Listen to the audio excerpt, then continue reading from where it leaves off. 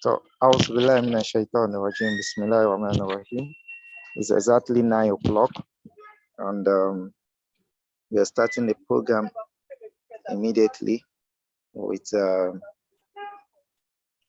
opening prayer, and to do the opening prayer for us is Malam Abdul Karim Adenekan. I don't think he's with us yet. Malam Abdul Karim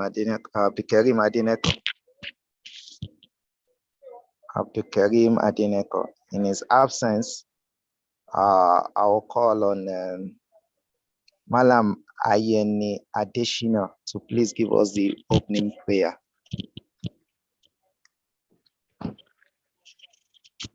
Malam Ayeni Adeshina to please give us the opening prayer.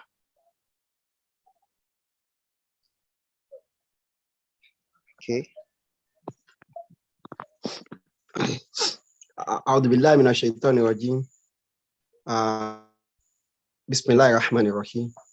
We give thanks to Allah subhanahu wa ta'ala, the Lord of Infinity Majesty, that has given us an opportunity to gather this evening and listen to one of our best. May Allah subhanahu wa ta'ala put his blessing in today's presentation.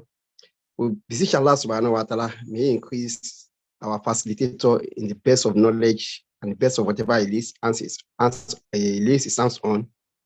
And at the end of the day, may we all benefit from today's presentation. And may Allah subhanahu wa ta'ala count it as one of our best deeds in this world and the day of resurrection. Allahumma ameen. Al-Fatiha. Bismillahir Rahmanir Rahim. Alhamdulillah Rabbil Alameen. Ar-Rahmanir Rahim. Maliki Yawmiddin. Iyyaka na'budu wa iyyaka nasta'in. Ihdina as-siratal mustaqim.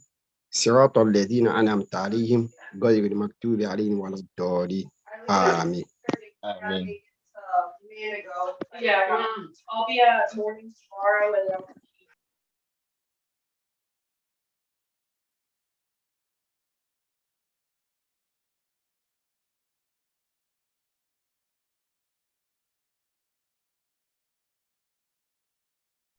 Amin. Back to the MC, sir.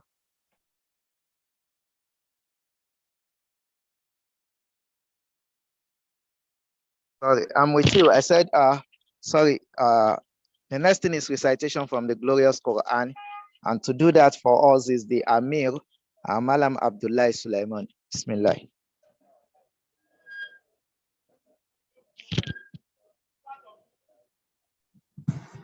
أعوذ بالله من الشيطان الرجيم بسم الله الرحمن الرحيم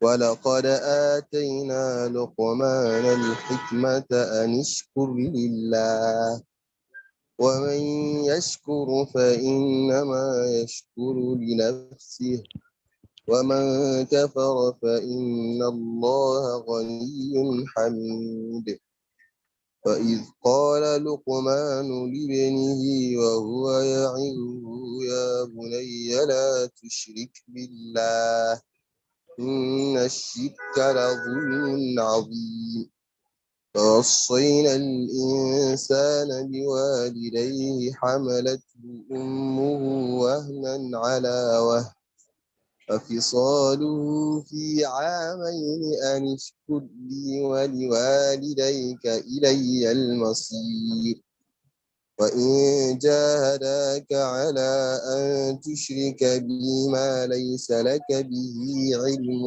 فلا تطعهما وصاحبهما في الدنيا معروفا واتبع سبيل من أناب إلي ثم إلي مرجعكم فأنبئكم بما كنتم تعملون. صدق الله العظيم وبلغ رسول الكريم ونحن على ذلك من الشاهدين والشاكرين.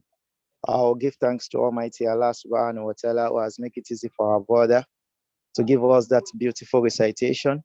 Whether may Allah subhanahu wa ta'ala accept it from him and those of us that are listening keenly as an act of ibadah for each and every one of us and put it in our mizan as a positive deed for each and every one of us. The next thing now is introduction of our guest. We already have the chairman of today's program available in person of our mentor, our brother, Al-Haj Abdulaziz Ajala. Please, can you say the slim to the house, Al-Haj?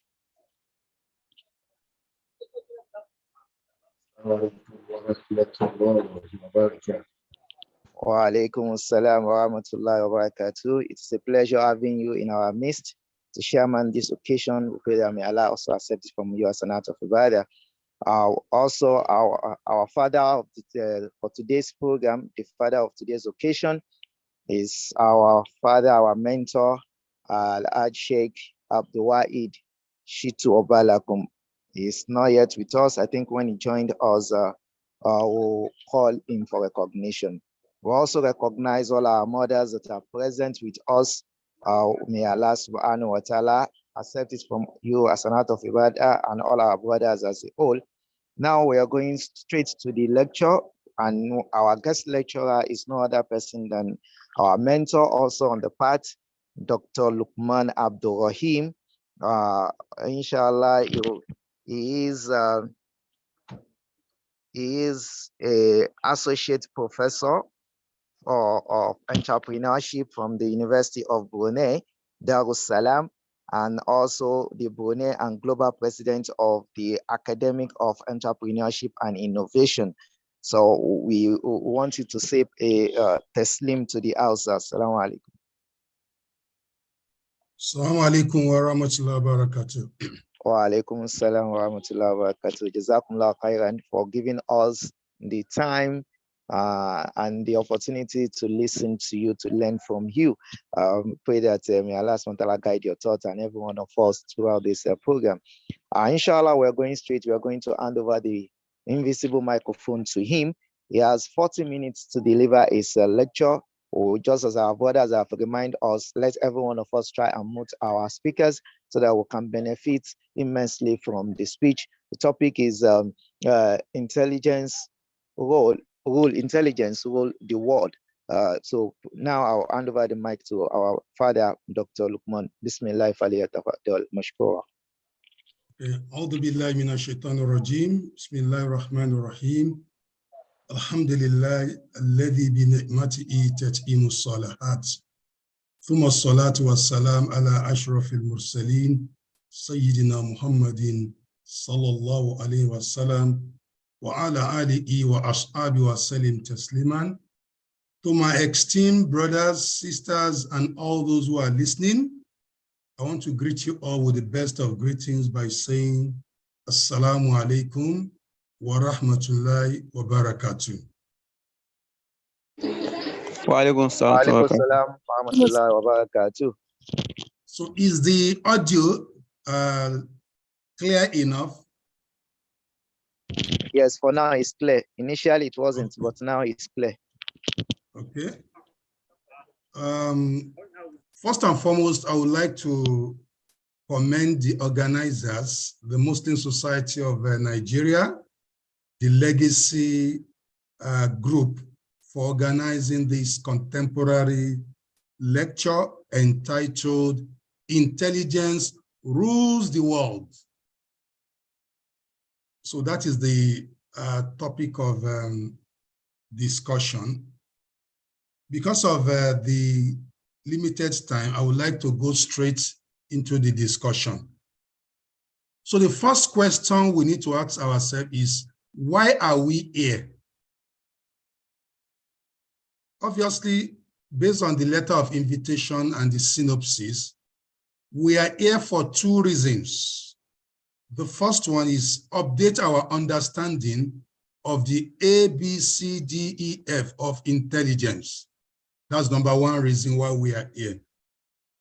Secondly, we are here to apply whatever we have learned today, because the hallmark of knowledge is to apply whatever is learned. If you don't apply what you have learned, then you are not really worthy of really acquiring knowledge. The essence of knowledge is application. We must apply whatever we have learned. And that is what is called the outcome of learning. And how do we apply it? We apply the insight. That is, whatever we have learned from this lecture, we put it into practice in our lives and places where we have influence, be it local government, community, in our family, in our workplaces, in our country, wherever we find ourselves. Intelligence is worthy of being applied. So the next thing we need to ask ourselves is why this topic? So the introduction of the topic.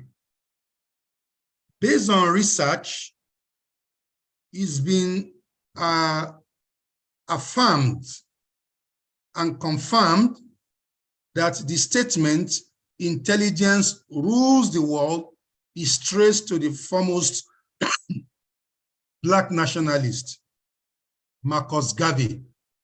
So several years ago, he warned Africa and the Black people, and by extension, developing economies. He said, never forget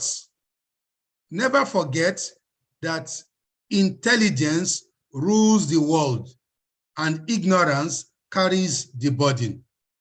So we have only captured one part of the statement. He said, never forget. He's talking to our, mind. He's appealing to our subconscious.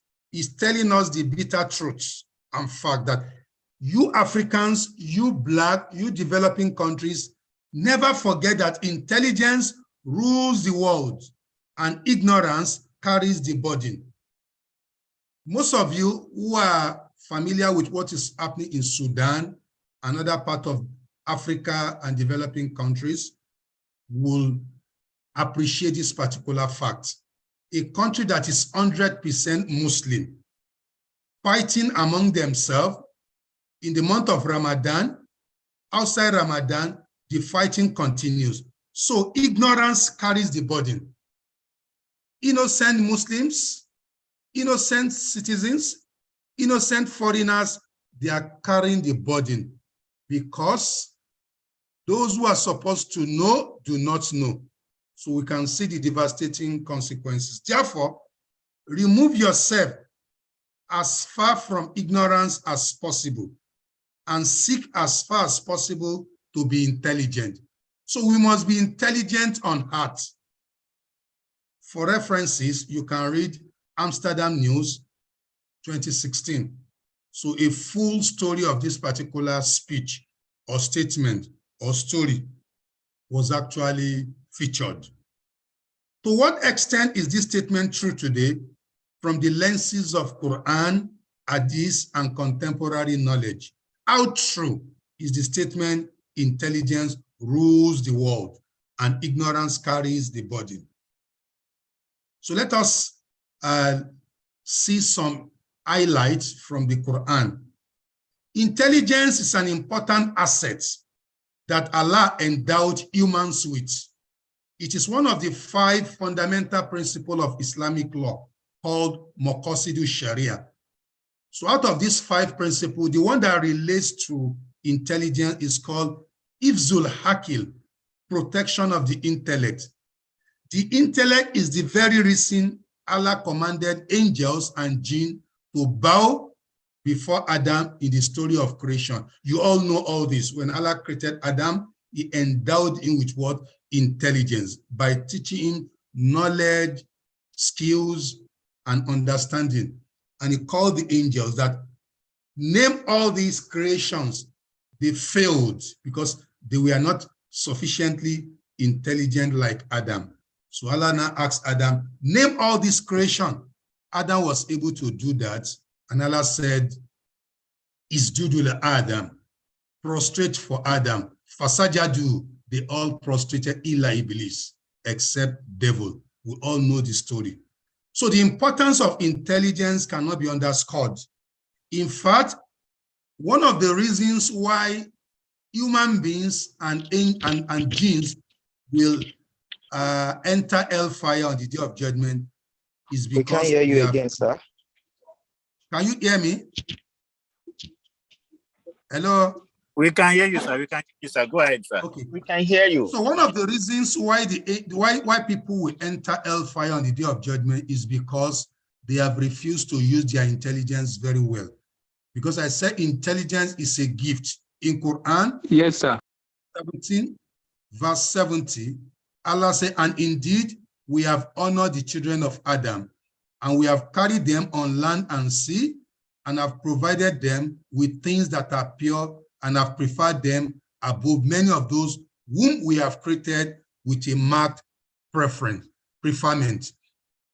So the implication of this particular verse to scholar is that one of the gifts that Allah gave to humans is intelligence. So that is why we are being honored above other creatures of Allah because of intelligence. So intelligence actually rules the world, even at the beginning of creation until the end of time.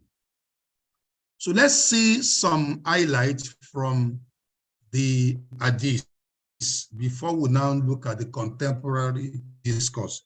The most knowledgeable people in Islam are those with greatest intellectual capacity acquired through knowledge. So there's nothing called intelligence except you are very, very knowledgeable, except you struggle on the path of knowledge. And when you acquire knowledge, you acquire skills and you acquire experience, you are going to be what? Intelligent. And you are going to have what is called intelligence. And that's why Prophet Islam was reported to have said, if Allah intends good for someone, he will bestow understanding of the religion on that particular person. Look at the Facebook today in Nigeria. Most scholars of Islam, they are fighting over so many issues. And even those who are ignorant, they are also, promoting their ideas. Why? Because of lack of understanding. So we are making mockery of ourselves, of our religion on Facebook, because people are not really very, very intelligent about the religion. So whosoever Allah loves, Allah endows him with what? Knowledge of the religion, and that is intelligence. Knowledge, skills, and experience about Islam. And also, whosoever travels a path in search of knowledge, Allah make easy for him a path of what? Paradise. So if you travel far and wide to acquire the knowledge of Islam and contemporary knowledge, Allah will open the gates of, intelligence for you, and also paradise, because you are going to be so knowledgeable, you'll be able to guide yourself, your family, and other members of the society.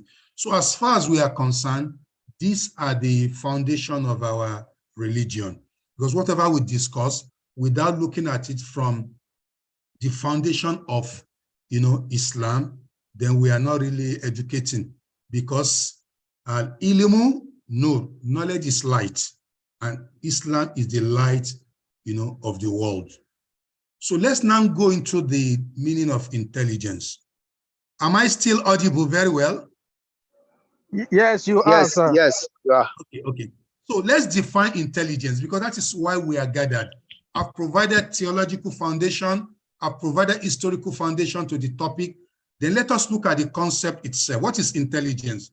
According to so many scholars, intelligence refers to the innate ability and capacity of humans to acquire and apply knowledge, skills, and experience. You can see, when you travel on the path of knowledge, maybe from Nigeria to Cameroon, we have one of our professors here from Cameroon, Professor Ndedi. You're welcome. So when you travel from Nigeria to Cameroon, from Cameroon to Mauritania, from Mauritania to Al-Azhar, to acquire knowledge, in the process, you acquire skills and you acquire experience to be able to navigate the problems of the world. At the end of the day, you become a knowledgeable person, an intelligent person, and that is what is called intelligence. Knowledge alone without skills, without experience, will lead to misapplication, misunderstanding, and misinformation. So people who are knowledgeable, who are not widely traveled, who don't acquire skills and experience from different contexts, different countries, different scholars, they will be living, in their own dream without facing the reality of the world. So that is what intelligence is all about. America leads the world today because of knowledge, but not just ordinary knowledge, knowledge that is based on skills, experience, what we can call intelligence.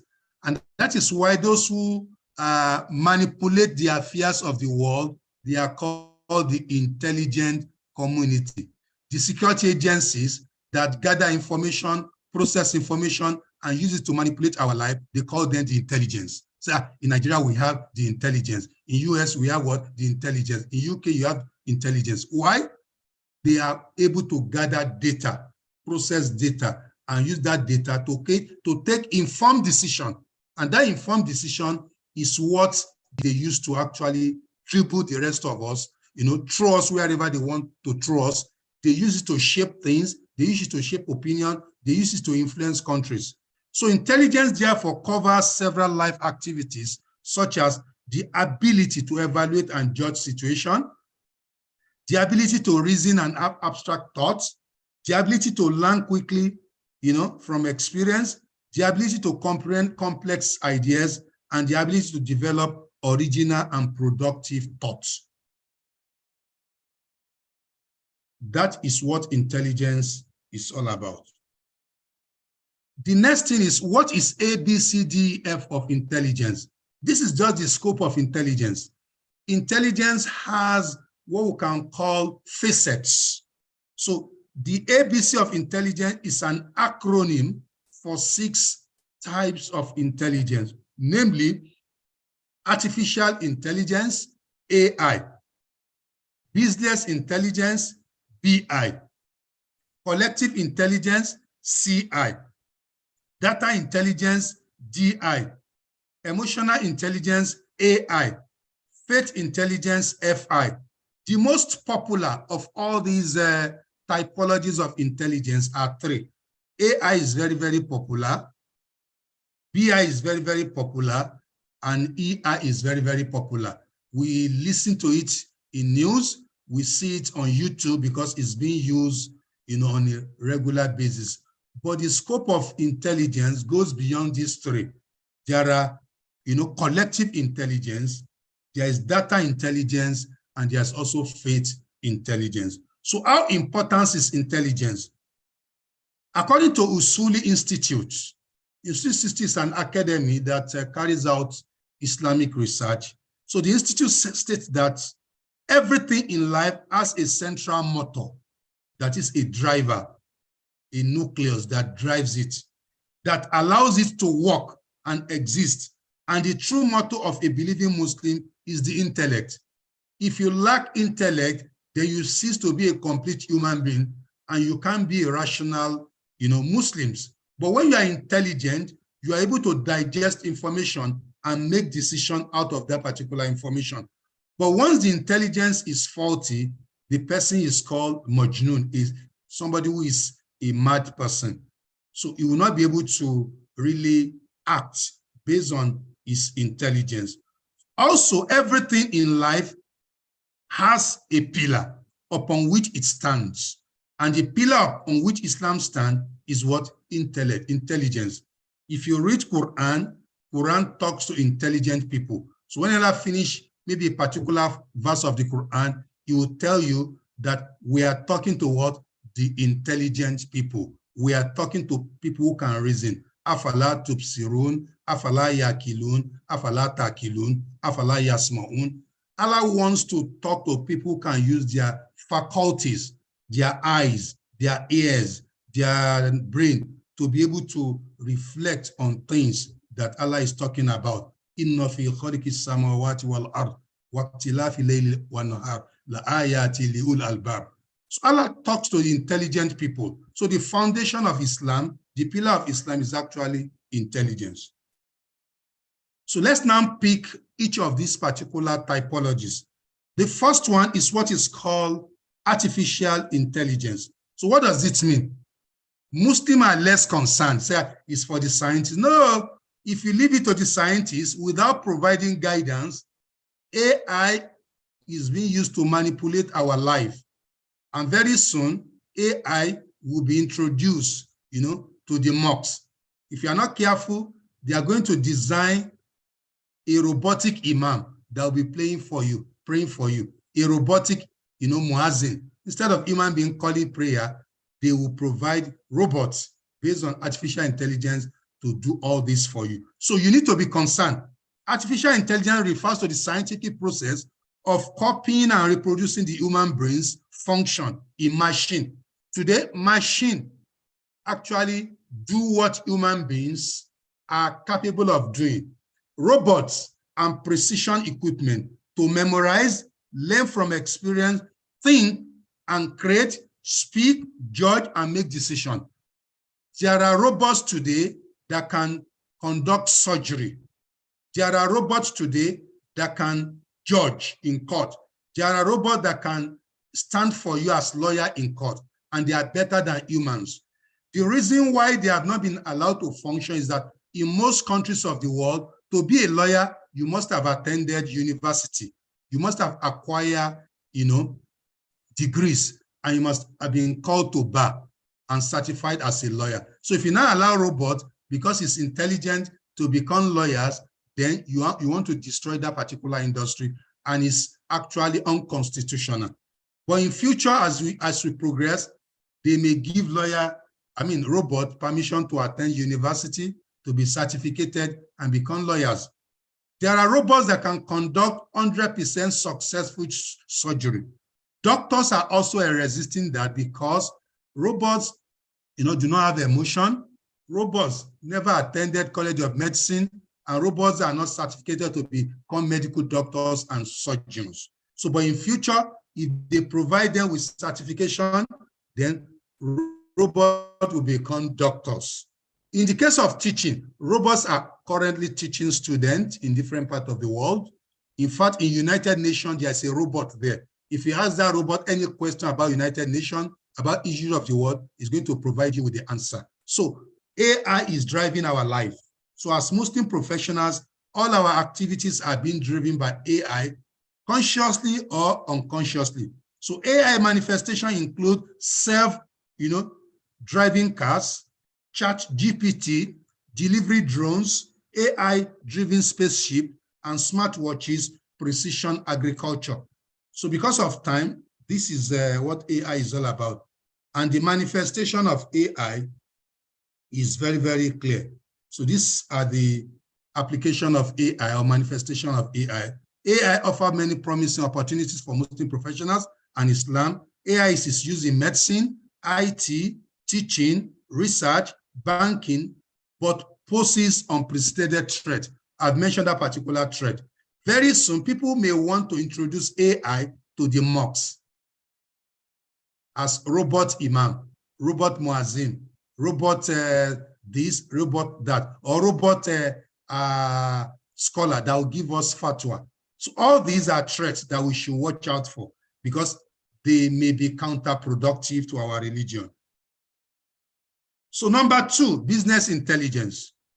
Business intelligence refers to the capability that enables a business to make sensible decisions through data. By using information and data, it provides people and business leaders with actionable insight, foresight, and insight from data processing and analysis. What that means is when people gather historical facts, when people gather quantitative data, they can process it using data analytics and data analytical tools, SPSS, eView, to give them a sensible picture of what the situations have. And based on those charts, frequency distribution analytics, they'll be able to make informed decisions. So this is what the superpowers use. America, Britain, China, they gather data on various issues, they analyze it, and they make informed decision on it. But the question is, do we do that as Muslims? We don't. We base our decision on emotion. So Muslim professional needs business intelligence in fast-growing halal economy, Islamic finance, Islamic investment, and other sector of the economy. Business intelligence capacity enables entrepreneurs to make sensible decisions. which will accelerate the attainment of al-falah. Because in Islam, we do business for dual purposes: to impact, on people and make profit, and also to please Allah. So if you really want to gain the economy of the world, the business of the world, as China, America are doing, then we must base our decision on business intelligence, not common sense, not I think, I feel. No, your thinking, your feeling, cannot really influence what goes on in the world. You can only influence what goes on in the world based on data. Who are the people who love your product? What type of color do they want? How many are they? Based on this decision, on this data, you now conduct informed data analysis, and you base that particular outcome on those, sensible outcome from data analysis. So for instance, Africa suffers endemic food insecurity, food inadequacy, and food poverty because of a lack of business intelligence. We are not really reviewing the way we practice agriculture. We are not using data, facts, information, to guide our decision. So we are producing agricultural product, but we are not the one eating it. Sierra Leone is the, Ivory Coast, Côte d'Ivoire, is the highest producer of cocoa, in Africa. But are they really better off? The answer is no. They produce cocoa and they sell it cheaply to developed countries and multinationals who convert them to chocolates and beverages and then send it back to Africa, and you buy it at expensive price. So that is why what we are growing is not really useful for us here. We are getting minimal money while multinationals in Europe, America, China, they are enjoying it. You can see the picture. Why? Because of lack of business intelligence. So let's look at collective intelligence. Collective intelligence is the process by which a large group of individuals gather, cooperate, and share their knowledge, data, and skills for the purpose of resolving societal problems. So this is different from business intelligence, but business intelligence is incorporated in collective intelligence. Collective intelligence focuses on gather yourself.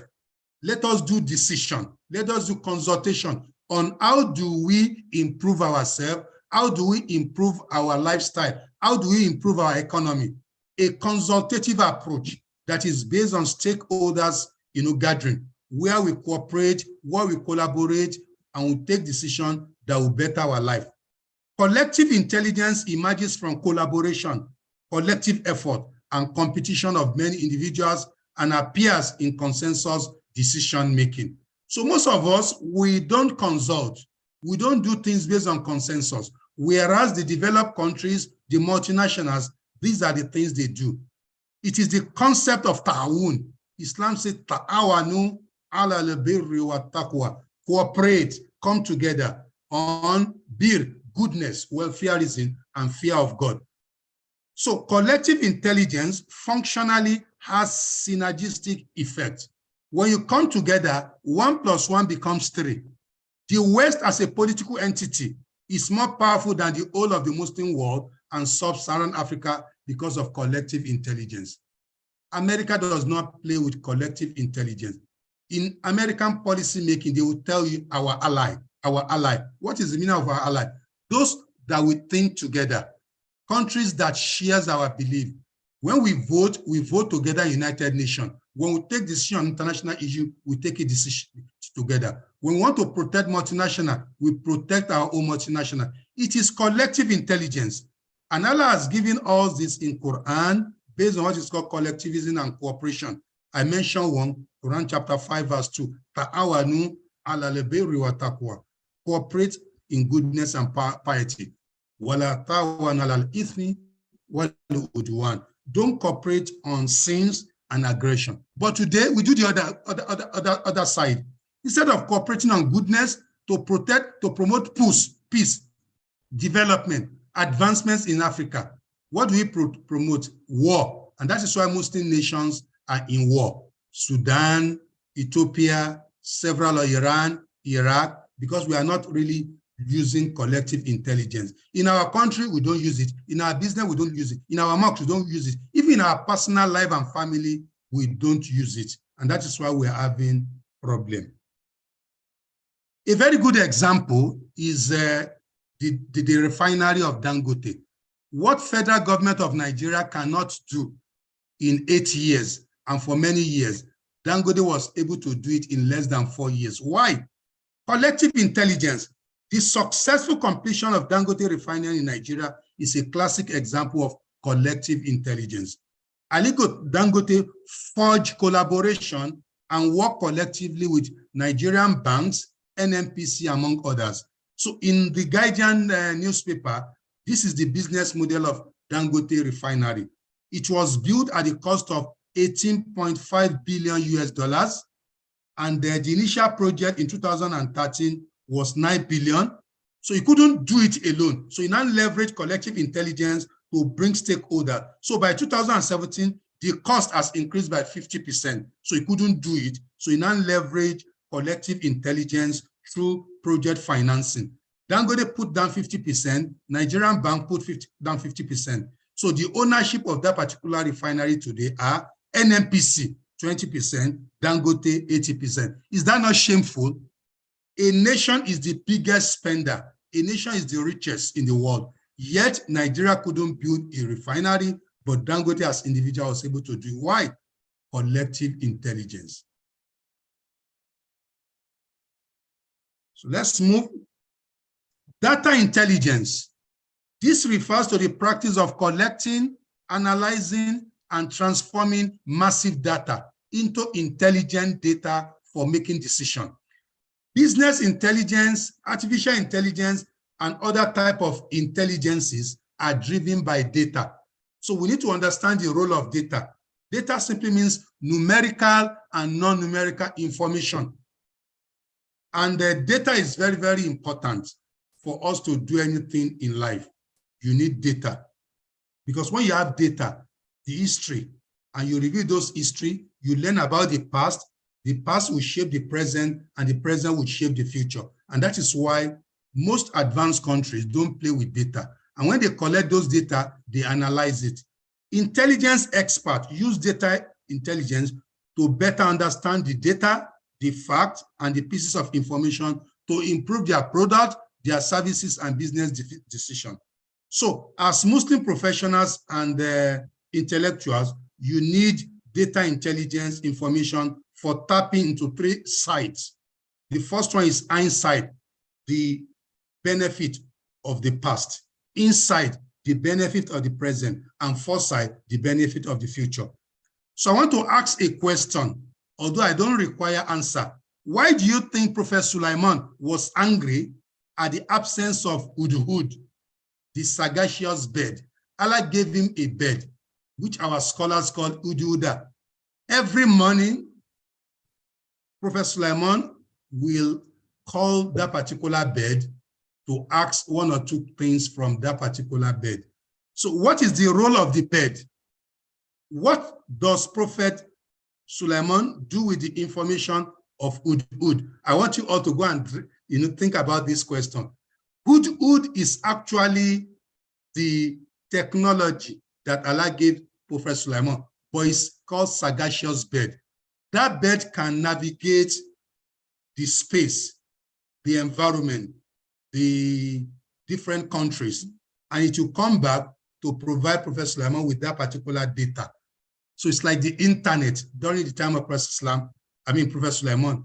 So the bird would download the data and also process the data in form of statistics, figures, charts, frequency distribution, data analytics. On the basis of that, Prophet Sulaiman will now take a decision. So when you read Quran about Prophet Sulaiman, he was successful because he leveraged data intelligence. So today, the application of data intelligence covers so many aspects of our life. It is used to support human understanding in solving socioeconomic and environmental problems. By answering key questions around who, what, where, and when of a given data set. So when you have data intelligence, you're able to provide answer to who.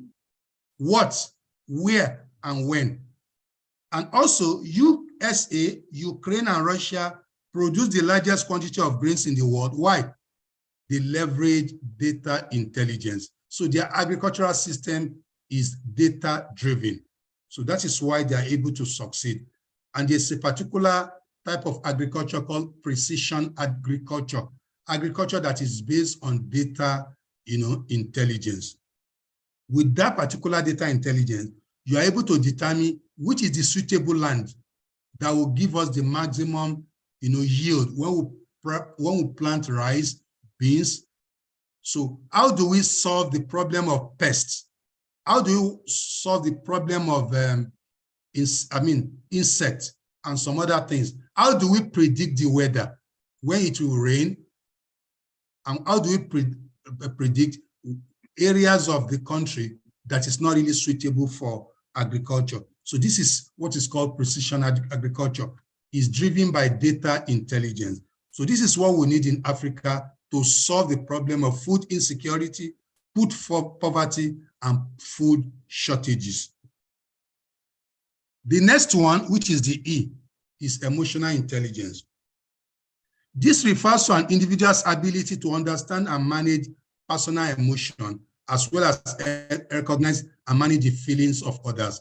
That is the simple definition of emotional intelligence. Understand yourself, manage yourself. Know other people, then know how to manage other people. So there are 5 components in some textbook, 4 components of emotional intelligence. The first one is you, know yourself, self-awareness. The second is self-regulation, be able to manage yourself. The third one is motivation, be self-driven. Don't wait for people to drive you, to control yourself, to manage your future, to manage your destiny. And also empathy, know others. And finally, social skill, know how to manage others. If you lack all this, you can't be a politician. One of the reasons why Asiwaju was successful in politics is a master of emotional intelligence. Compare Asiwaju with Atiku, compare Asiwaju with Kwakwaso, compare Asiwaju with Obi. Is a master of emotional intelligence. He doesn't speak to people, he speaks to issues. He's very, very focused. He's self-aware and knows how to manage himself. He knows others and knows how to manage others. You can see what is coming out in recent time on why he won. People thought he won because he rigged. No, he's a master of humans, material resources. So one of his strengths is emotional intelligence. And the example of that is when it comes to self-awareness in Quran, President told us, none of you truly believes until he wishes for his brother what he wishes for himself. So you should be aware of yourself as well as others. And also in self-control and self-management, he said, powerful is not he who knocks the others down. Indeed, powerful is he who controls himself in the fit of anger. So that is what is called self-management. If you are not able to manage yourself, but you are able to defeat people in wrestling, you are not powerful. The most powerful is somebody who is able to manage himself. And when it comes to motivation, he said, any person who takes a bath, on Friday, like the bath of Janaba, and then goes to Salat prayer in the first hour, it is as if he has sacrificed a camel. Here, he wants to motivate us to go to mosques early. And he now incentivizes, he put incentive in going to the mosques early. So if you take your bath early on Friday, and you go to mosque, and you are the first person to enter the mosque, you are going to be given a reward that is equivalent to what? A camel. Whoever goes to the mosque in the second hour, it is as if he has sacrificed what? A cow. And whosoever goes in the third hour, then it is as if he has sacrificed a ram. And if one goes in the fourth hour, then it's as if he has sacrificed a hen. And whosoever goes to the mosque in the fifth hour, then it is as if he has actually offered an egg. When the imam comes out, the angels present themselves to listen the khutbah. So he actually dissected the time of Jumat into 5. that if you go early, you belong to the first category, you are going to be given a camel, a reward of a camel. Second group, you get a cow. Third group, you get a ram. Fourth group, you get a hen. Fifth group, you get ordinary egg. And those who come after, when Imam mounts the khutbah, they will not get anything. You can see the motivation. This is emotional intelligence. Because of this particular statement, people started going to the mosque early enough. So this is how leaders motivate followers. And we have this in Islam and in all a part of our life. Finally, faith intelligence. Faith intelligence refers to a perspective offering a way to bring together the spiritual and material well-being of the universe and all who live therein to attain harmony. Faith intelligence does not belong to Muslim alone. It's a general concept. But in Islam, we prefer to call it spiritual intelligence. But the Christians have faith intelligence, Muslims have faith intelligence, Hindus have faith intelligence, even free thinkers, they have faith intelligence. Those who don't believe in God, the scientists, they also have faith intelligence. Faith intelligence simply means bringing the material and the spiritual together. But our definition of spiritual differs. To scientists, their own spiritual is nature. The atheists, their own spiritual is nature. They worship nature. But there is harmony between the material, that which we can see, and that which we cannot see, the metaphysics.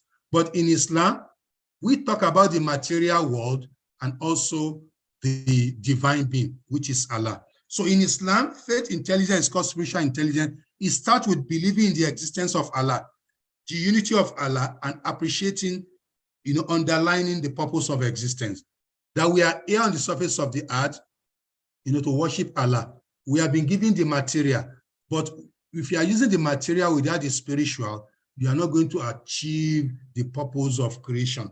So faith intelligence is central and most fundamental to all intelligence, whether AI, whether BI, whether CI, whether DI, whether EI. So you need faith. Faith is what will structure everything. Because of time, let us look at the manifestation. In Islam, we believe that faith drives reality. And those who are not Muslim too believe that faith drives reality. Americans will say, Americans have faith in American dream. And what is American dream? It is a belief. The belief that anyone, regardless of where they were born or what class they were born into, can attain their own version of success in a society in which upward mobility is possible for everybody. And that is why everyone wants to go to America. Even those of you who are listening to, it's a faith that when you get to America, everything about your problem is solved. Your job is solved, scholarships are available for education. It is a faith. And people have been following that faith system and it's becoming successful for them. Astronauts, masters traveling to space based on faith. They believe that we can do it. Many years ago, they couldn't go to the orbit.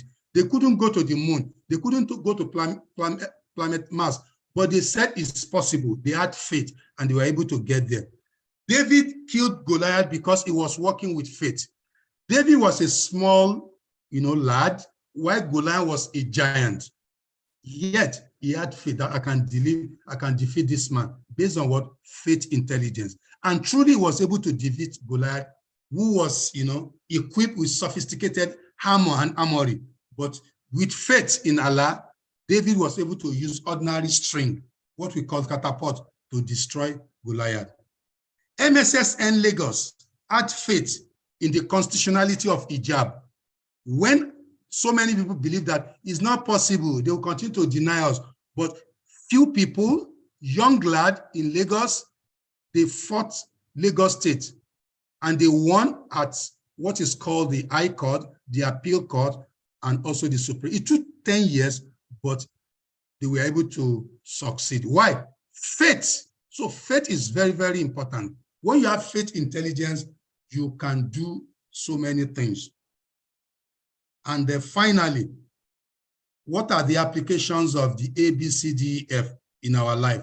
As Muslim, we need character.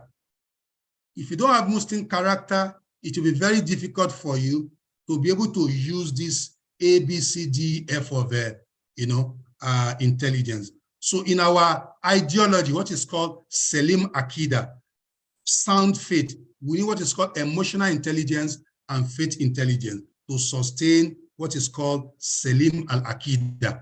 And that is what is called rift among Islamic scholars today.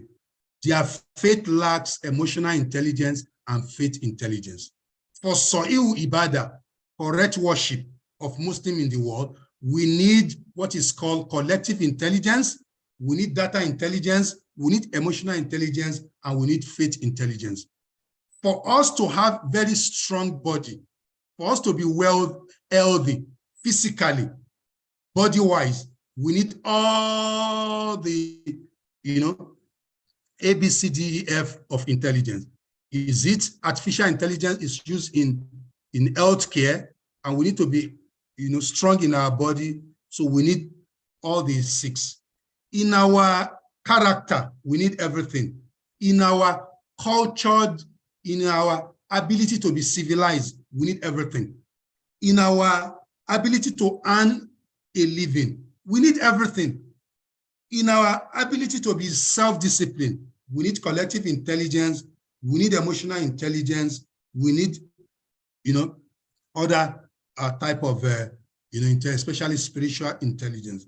Also, for us to be able to manage our time, we need all these 6. And also for us to be beneficial, to be organized in our affairs, we need all these 6. And for us to be able to support others as, as social entrepreneurs, charity-based organization, person, for us to be beneficial to people as empathetic people, just like Dangote, we also need everything. Because when we have artificial intelligence, business intelligence, collective intelligence, data intelligence, emotional intelligence, faith intelligence, we'll be able to reach as many people as possible. Let me give you an example. In the Himalayas, is a place in the world. The mountain is very, very high. And so hospitals are far from that particular place. There are no pharmacies. But with artificial intelligence, the scientists and philanthropists are able to attend to the rural people in Himalayas by using helicopter to do what is called mobile clinic, to go and treat those people. So when those people need medicine, they'll use their mobile phone to buy drugs from online pharmaceutical shop that are very, very far from Himalayas. And those pharmaceutical companies, they deliver those drugs, those medicine using drone. Drone would take it to those places. And when the drone land on the ground, the drone would automatically call the owner of the medicine. They will come out of their house, pick their drugs, and the drone will fly away. You can see the power of artificial intelligence for benefiting people. So application of this is applicable to all. So what are the takeaways to round up everything? 3 things. 1, A, B, C, D, E, F of intelligence comes with many benefits for people and society. Moreover, Allah states in the Holy Quran, and He has subjected to you whatever is in the heavens and whatever is on the earth. So Allah has given us power to use intelligence for artificial intelligence, business intelligence, collective intelligence, up to faith intelligence. Number 2, intelligence should be considered as a favor from Allah to facilitate the various aspects of our life. It is meant to aid our spiritual activities and non-spiritual activities, the muamalat, interpersonal relation, organizational relation, international relation is based on artificial intelligence, business intelligence, and other forms of intelligence. And finally, intelligence should not be used for sinful and destructive practices that threaten peace, people, planet, profit, and prosperity. So the Russian-Ukraine war is an example of misapplication of what? Intelligence. So we should do away with the negative, but use it for the positive. Finally, from the discourse, intelligence indeed rule the world. The measure of intelligence is the ability to change. So all that we have listened to is just, discussion. Your capacity and ability to use it to bring about change in your life in your family, in your workplace, in your community, in your country, and in the global, society is what is most important, according to Albert Einstein. Assalamu alaikum wa rahmatullahi wa barakatuh. Wa alaikum assalam wa rahmatullahi ta'ala wa barakatuh. Kabbirullah. Allahu Akbar. Allahu Akbar. Jazakumullah khairan, sir. We are indeed very grateful for this opportunity. This is a wonderful and a fantastic and eye-opening lecture that many. Allahu Akbar, Allahu Akbar. It is actually very, very informative and with a good examples that we can easily assess that can make us to understand exactly what the impact, the focus you are guiding us to. We pray that may Allah subhanahu wa ta'ala accept this from you as an act of ibadah and also make each and every one of us that is listening to this program to be able to benefit from it immensely. Without taking much of our time, because we have the time as a fast spent, we decide not to restrict him because of the powerful information that's coming out from his hand. And due to that, we'll give room for questions within 10 minutes. Please, if you have questions, please kindly signify by raising up your hand so that I can give number once and for all. We don't want to spend more than 10 minutes on questions. Please signify. Questions.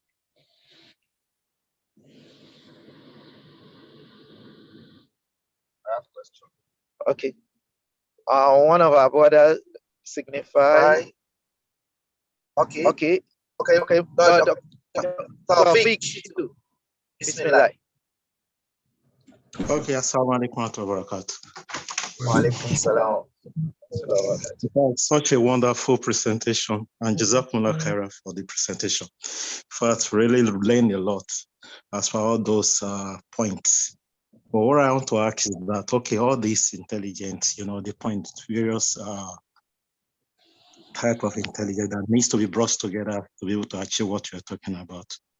And my own question is that back home in our own country, in Nigeria, within ourselves, do we actually have the right climb as far as the community or the nation at it is to put all these things together to achieve a common goal? That's the question. And if it's a very straightforward question, so we don't have to waste.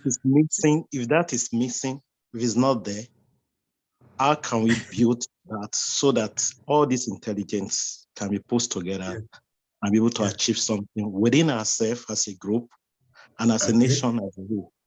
So that's the question.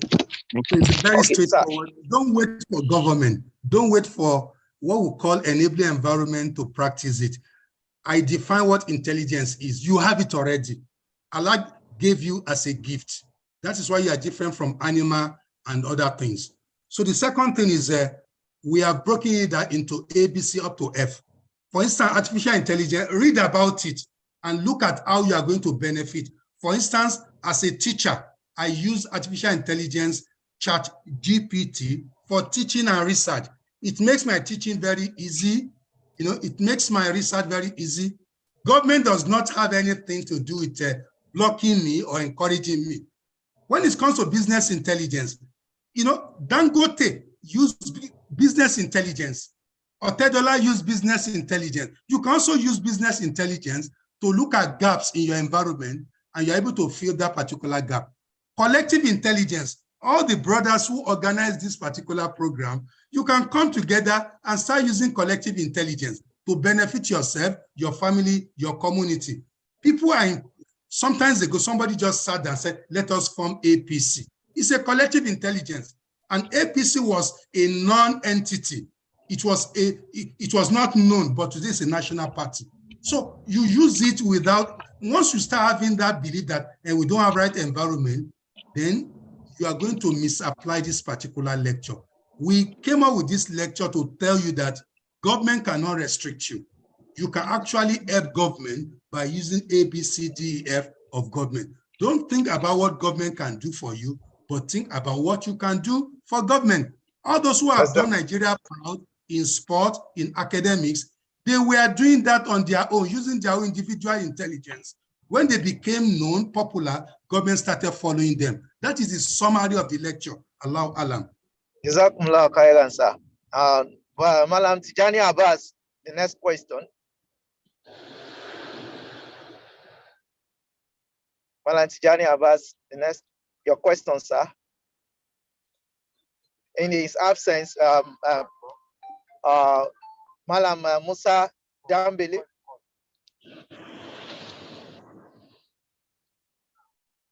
Okay, then we also have doctors. Okay, hello.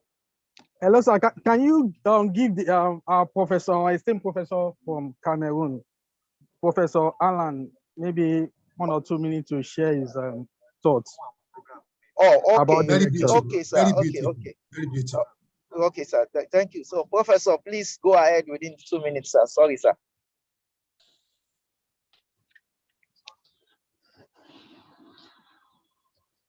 Hello, Professor Ndedi.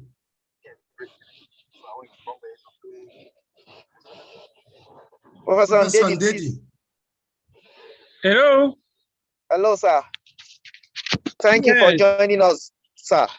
Yeah, thank you, my brother. I was very impressed to listen to you. Was a very thought-provoking presentation. You brought facts. You brought us so many information that we need really to apply in the African context. What my advice is, if some of the cases that you use during your presentation could be taught in business school, like the one of Dangote, the refinery of Dangote, against the government, to see how private initiatives can really boost an economy without waiting for the government to come on board. I really appreciate the presentation. I would like to have a copy of this presentation and to see how, based on that presentation, I can bring some case study to my business student. Thank you, brother, once again, and we stay in touch. Thank you. Thank you so much, sir. I'll make it available to you, Prof, on our platform. Now, thank you. Can we tell our participants that we share the link to our YouTube channel in the chat so we can all get it from there? Okay. You've passed the information already. So the participants, you've heard my co-MC that the link to this presentation is available on our platform, so you can easily revisit the lecture. No, in the chat here. Did you just check the chat? Okay. You can check the chat now. You can have access to it. Yeah. So the next, Malam Tijani Abbas, are you still there to ask your question? Because we don't have enough time. Okay, Dr. Musa Dambili, please, can you go ahead with your question? Thank you, sir. My question is, it could look somehow, how do we know that we have intelligence? Thank you, sir. We all have intelligence. It's just that we need to build on it. You know, there's a verse in the Quran where Allah talk about how He created us. You know, so we have been given intelligence. It's just for us to build on it by going to school, either conventional, Islamic. Based on our knowledge, we gather skills and also we gather experience. We call it KSA. Once you have knowledge, skills, and experience, you are going to be intelligent. Look at the era of traditional Arabic in Nigeria.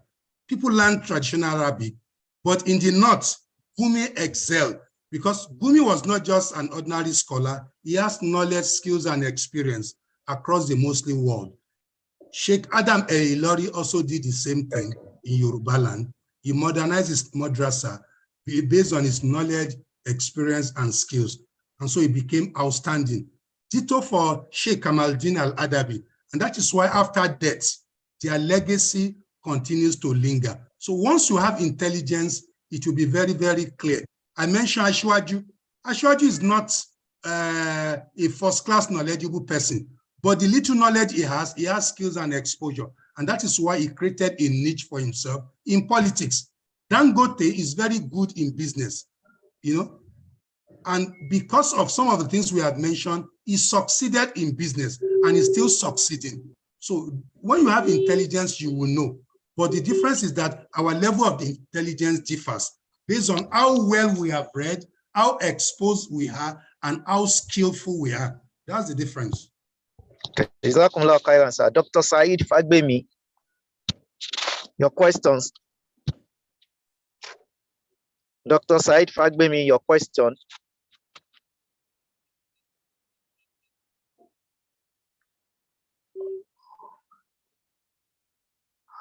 Okay, in the absence of...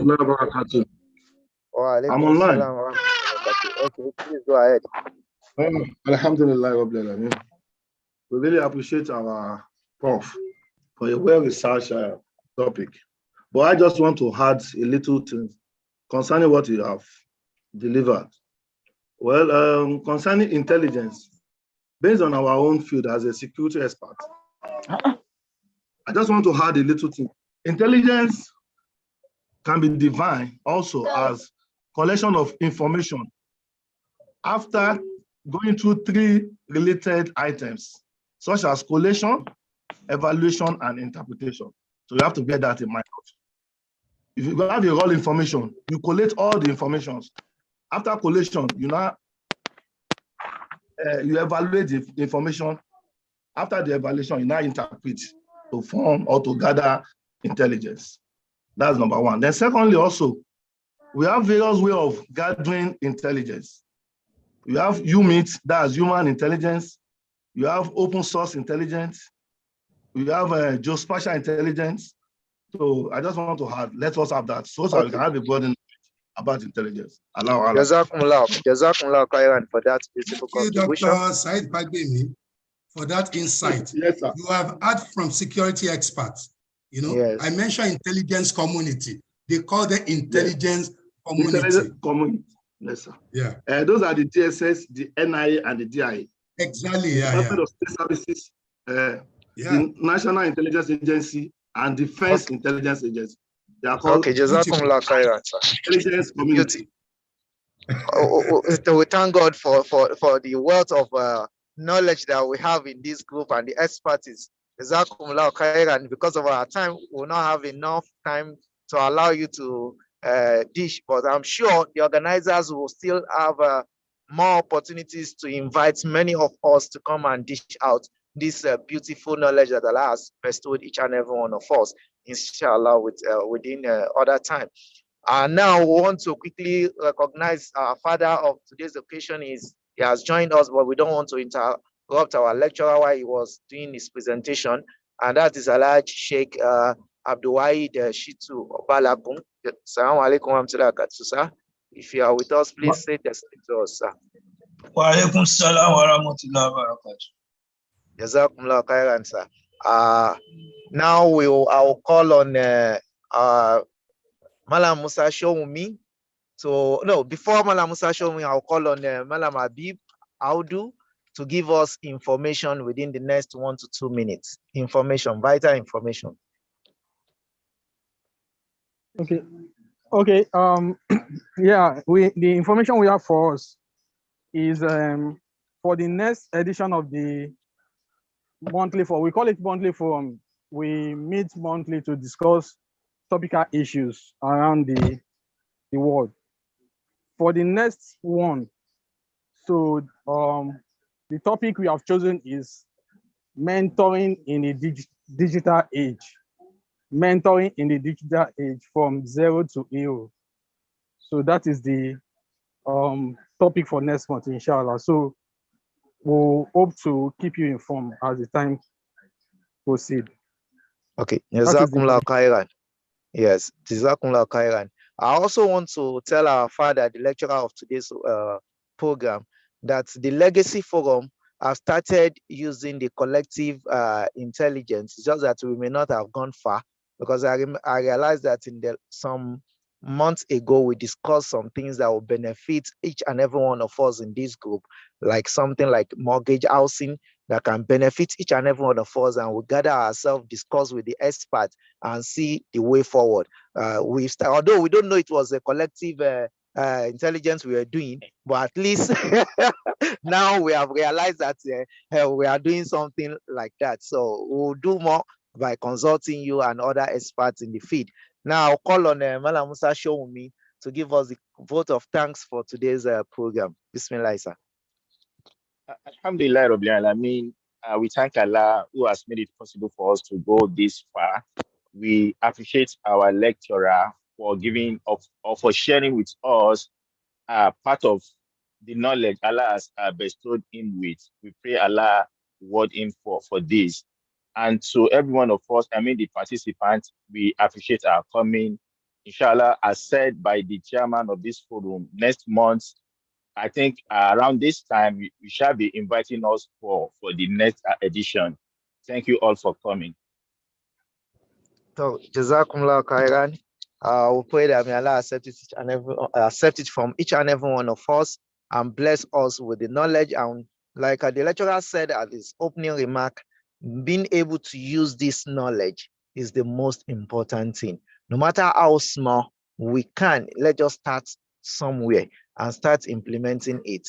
Data science, data intelligence is cut across all of our feeds, and collective intelligence is not restricted to anybody. We can all benefit from it through cooperatives and so many other means that we can make use of them. So we pray that may Almighty Allah SWT continue to guide us, protect us. Are you saying last week of June for the next program? Yes, it's usually the last week of June. Last Sunday in June, right? Yes, Probably. Inshallah. May Allah preserve our lives. Jazakumullah khairan. Amin wa yakum. At-takbir. Allahu Akbar. Allahu Akbar. Allahu Akbar. Subhanaka Allahumma wa bihamdik. Ashhadu an la ilaha illa anta wa nastaghfiruka wa natubu ilayk.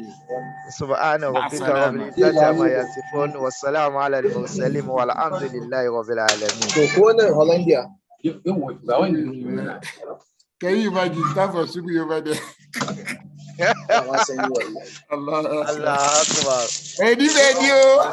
Baba Galagwa. Abakanu. Awa ni esa. Hello. Baba on gbogbo ọ̀dọ̀ yín sir. Adúpẹ́ o.